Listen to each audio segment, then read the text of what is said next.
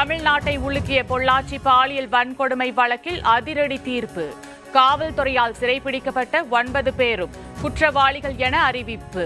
9 பேரும் சாகும் வரை சிறையில் அடைக்க நீதிபதி நந்தினி தேவி கட்டளை.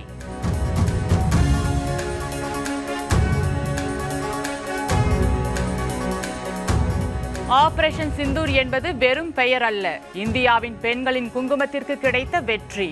பிரதமர் நரேந்திர மோடி பெருமிதம்.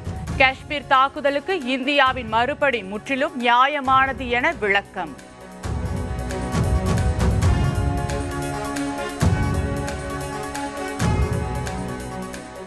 காஷ்மீரில் இத்தனை பெரிய பாதுகாப்பு குறைபாடு எப்படி ஏற்பட்டது? காஷ்மீர் தாக்குதலுக்கு பிரதமர் பொறுப்பா அல்லது உள்துறை அமைச்சரா? தாக்குதல் நடத்திய பயங்கரவாதிகள் எங்கே? மோடியை நோக்கி விடை கிடைக்காத வினாக்களை அடுக்கியது காங்கிரஸ் கட்சி.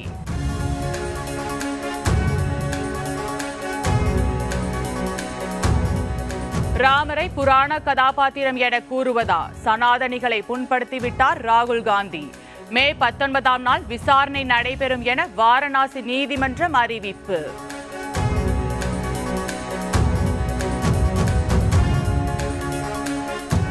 (2026) தேர்தலில் 3வது அணி மட்டுமல்ல, எத்தனை அணிகள் அமைந்தாலும் 2 அணிகள்தான். திமுக, அதிமுக 2 அணிகள்தான் நேருக்கு நேர் மோதும். விசிக தலைவர் திருமாவளவன் திட்டவட்டம்.